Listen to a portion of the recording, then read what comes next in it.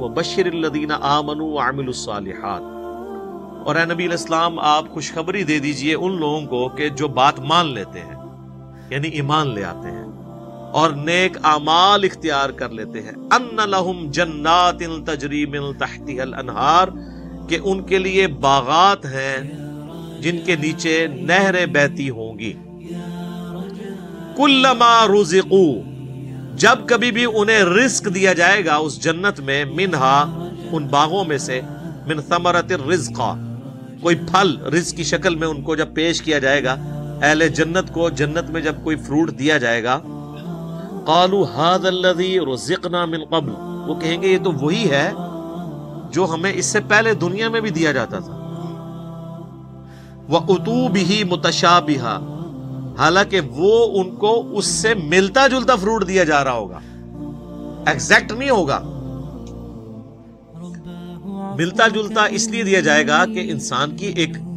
Nature ہے۔ دنیا میں بھی آپ دیکھ لیں، آپ کسی دسترخوان پہ بیٹھے ہوں تو سب سے پہلے اس چیز کو ہاتھ ڈالتے ہیں جس کے ساتھ آپ مانوس ہو۔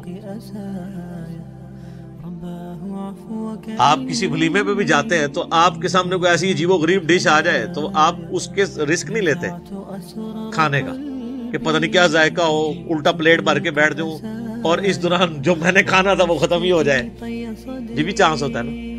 تو انسان مانوس اس چیز کے ساتھ تھا جو پہلے اس نے اس کو ایکسپیرینس کیا ہو،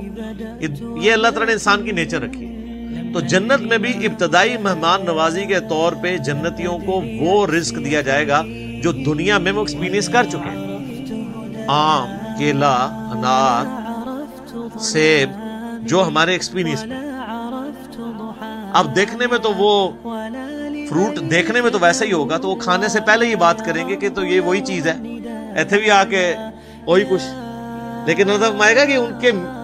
اس کی طرح کا ہوگا لیکن ویسا نہیں ہوگا۔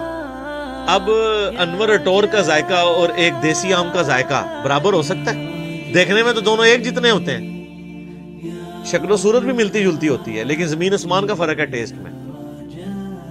اسی طریقے سے چونسے کا ٹیسٹ ہو یا کسی دوسرے آم کا، وہ برابر نہیں ہو سکتا۔ تو یہ تو دنیا میں اللہ نے اتنا فرق رکھا ہوا ہے، تو آخرت میں جو آم دیا جائے گا وہ دنیا والا آم نہیں ہوگا، ہاں شکل و صورت میں ضرور ملتا جلتا ہوگا، لیکن اس آم کی تو کیا بات ہے۔ اللہ تعالیٰ جنت میں ہمیں اپنے محبوب صلی اللہ علیہ وآلہ وسلم کا پڑوس نصیب فرمائے، آمین۔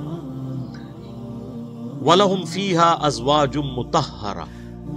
اور وہاں پہ ہوں گی ان کے لیے پاکیزہ بیویاں۔ پاکیزہ بیویاں دنیا کی بیویاں بھی اور جنتی حوریں بھی، وہ آگے چل کے ذکر آ جائے گا اس حوالے سے۔ اچھا، جنت میں جتنی بھی نعمتیں ہیں نا، ان میں جو یعنی ڈومیننٹ نعمتیں ہیں، ان کا کچھ نہ کچھ حصہ اللہ نے دنیا میں اس حوالے سے رکھا ہے کہ انسان اس نعمت کو ایکسپیرینس کر سکے، لیکن اس زمین آسمان کا فرق ہے، لیکن کسی درجے میں ایکسپیرینس کروایا گیا، اور ایکسپیرینس کروایا گیا ہے تو تبھی ان چیزوں میں اٹریکشن ہے، اگر اٹریکشن نہیں ہوگی تو اس کے لیے تگ و دو کون کرے گا۔ تو اسی طریقے سے یعنی جو ایک اللہ تعالیٰ نے سیکس کا جذبہ رکھا ہے انسان کے اندر، اس کا ایکسپیرینس دنیا میں کسی فارم میں کروایا تبھی جنت کی حوروں کا لالچ دیا جا سکتا ہے۔ اور اسی طریقے سے جو فروٹ ہے اس کا ذائقہ دنیا میں رکھا ہے، جبھی جنت کی فروٹ کا آپ کو لالچ دیا جا سکتا ہے۔ باقی تو بخاری مسلم میں حدیث ہے کہ اللہ تعالیٰ نے جنت میں وہ نعمتیں تیار کر رکھی ہیں جو نہ کسی آنکھ نے دیکھی، نہ کسی کان نے سنی، نہ کبھی کسی کے دل پہ بھی اس کا گمان ہوا، وہ تو ان امیجنیبل۔ یہ صرف متشابہات ہیں، چیزیں ملتی جلتی چیزیں دنیا میں، صرف بات سمجھانے کے لیے۔ اور دنیا کی نعمتیں تو فنا ہونے والی ہیں، لیکن ان نعمتوں کے ساتھ آ رہا ہے وَهُمْ فِيهَا خَالِدُونَ، وہ رہیں گے ہمیشہ ہمیشہ اس کے اندر، نہ ختم ہونے والی نعمتیں۔ اچھا، دنیا میں کوئی بڑے سے بڑی بھی نعمت ہے نا، وہ اچھی انسان کو لگتی ہے، لیکن جیسے ہی اس کے چھوٹ جانے کا خیال آتا ہے تو دل کے اوپر غم کا غلبہ ہو جاتا ہے، اور جنت میں غم نہیں ہے، اس لیے جنت میں ہمیشہ کی نعمت ہے۔ صحیح مسلم میں ایک حدیث ہے کہ جب جنتی جنت میں داخل ہونے لگیں گے تو ان کو ایک ندا کی جائے گی، جاتے ہی خوشخبری ملے گی، تمہارے لیے مبارک ہے، آج کے بعد تمہیں کبھی موت نہیں آئے گی، تم ہمیشہ زندہ رہو گے۔ آج کے بعد تمہیں کبھی بدحالی نہیں آئے گی، تم ہمیشہ خوشحال رہو گے۔ آج کے بعد تمہیں کبھی بڑھاپا نہیں آئے گا، تم ہمیشہ جوان ہی رہو گے۔ اور آج کے بعد اللہ تم سے کبھی ناراض نہیں ہوگا، ہمیشہ راضی رہے گا۔ یعنی دنیا میں تو سب سے بڑی اہل ایمان کے لیے ٹینشن ہی یہی ہے نا کہ میں نے یہ کیا تو ناراض نہ ہو جائے۔ جنت وہ جگہ ہے جہاں کچھ بھی کر لیں اللہ ناراض نہیں ہوگا۔ ہر وہ چیز جو دنیا میں بھی جرم تھی وہاں جا کے وہ جرم نہیں رہے گی۔ دنیا میں مرد کے لیے سونا پہننا حرام ہے، اور جنت میں سونے کے کنگن پہنائے جائیں گے،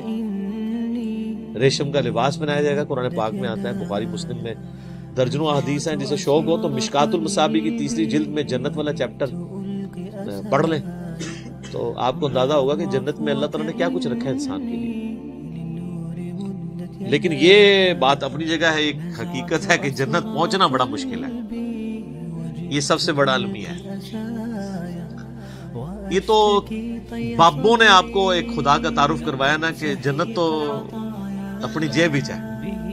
کتابیں یہ نہیں بتاتی، کتابیں کچھ اور ہی بتاتی۔ صحیح مسلم میں حدیث ہے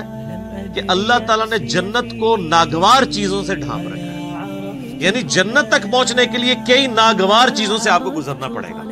پھر جنت آئے گی۔ اور جہنم کو اللہ تعالیٰ نے خوشنما چیزوں سے ڈھانپ رکھا ہے، یعنی ہر اٹریکٹ فل چیز دوزخ کی طرف لے کے چلی جائے۔ ناگواری تو ہے نا، یعنی روزانہ 5 وقت نماز پڑھنا دنیاوی طور پہ ایک تردد تو ہے، سردیوں میں وضو کرنا ایک تردد تو ہے، گرمیوں کے روزے رکھنا ایک تردد تو ہے، حلال اور حرام کا فرق کرنا ایک تردد تو ہے، اور دوسری طرف آپ جو اپنی مرضی کے مطابق کوئی بھی کام کرتے جائیں وہ سیدھا آپ کو دوزخ کی طرف لے جائے گا، جو آپ اپنی مرضی سے کریں گے۔ اور جو اللہ کی مرضی سے کرنا پڑتا ہے اس میں تردد تو ہے، ظاہر وہ نفس کے خلاف ہے۔ یہ مسلم شریف کی حدیث کمال حدیث ہے کہ جنت ناگوار چیزوں سے ڈھانپی ہوئی ہے اور جہنم خوشنما چیزوں سے۔ اس کی ایکسپلینیشن جامع ترمذی میں، سنن ابی داؤد میں، سنن نسائی اور ابن ماجہ میں ہے کہ جب اللہ تعالیٰ نے جنت کو پیدا کیا تو حضرت جبرائیل علیہ السلام سے کہا کہ جائیں جنت کو جا کے وزٹ کریں کہ میں نے کیسی رہنے کی جگہ بنائی ہے۔ جب حضرت جبرائیل علیہ السلام جنت گئے اور اس کی خوبصورتی دیکھی تو اللہ تعالیٰ نے کہا کہ جبرائیل کیسا پایا جنت کو؟ انہوں نے کہا اللہ تیری عزت کی قسم کوئی بندہ ایسا نہیں ہوگا جو اس میں جانے کے لیے جان دھڑ کی بازی نہ لگا دے،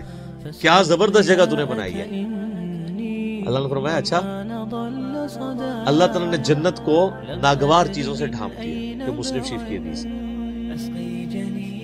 اور کہا اب جا کے ذرا جنت کو دیکھو۔ جب وہ دیکھ کے آیا تو انہوں نے کہا تیری عزت کی قسم مجھے نہیں لگتا کوئی بندہ جنت میں جانے میں کامیاب ہوگا، اتنا مشکل ہے۔ سر یہ ہے کتابوں کا خدا، یہاں کہتے ہیں نہیں جناب ایک دفعہ بھی پڑھ لیا، ایک دفعہ بھی پڑھ لیا، ایک پھیرا ہی لگے گا۔ اور سورہ فرقان میں اللہ تعالیٰ فرماتا ہے کہ جہنم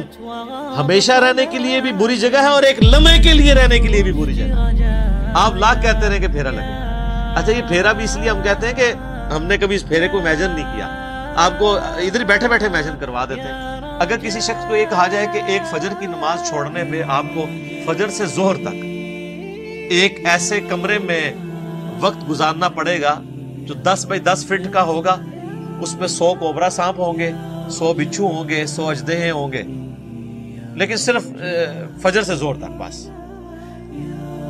تو کوئی امیجن بھی کر سکتا ہے اس کو؟ وہ ان سانپوں کو تو آپ مار بھی سکتے ہیں، جہنم کے سانپ کے بارے میں کوئی سوچ بھی سکتا ہے؟ چونکہ ہم نے امیجن نہیں کیا ہوتا اس لیے ایک پھیرے کی بات کرتے ہیں۔ اور یہ تو بہت بڑی میں نے مثال دی ہے، اگر کسی شخص کو کہا جائے نا کہ فجر کی نماز چھوڑنے پہ فجر سے ظہر تک آپ کو صرف ایک موم بتی کا وہ چھوٹا سا جو فلیم ہوتا ہے نا اس کے اوپر یوں ہاتھ رکھنا پڑے گا فجر سے ظہر تک، سر 10 سیکنڈ نہیں کو رکھ سکتا، تو یہ کہنا آسان ہے پھیرے والی بات۔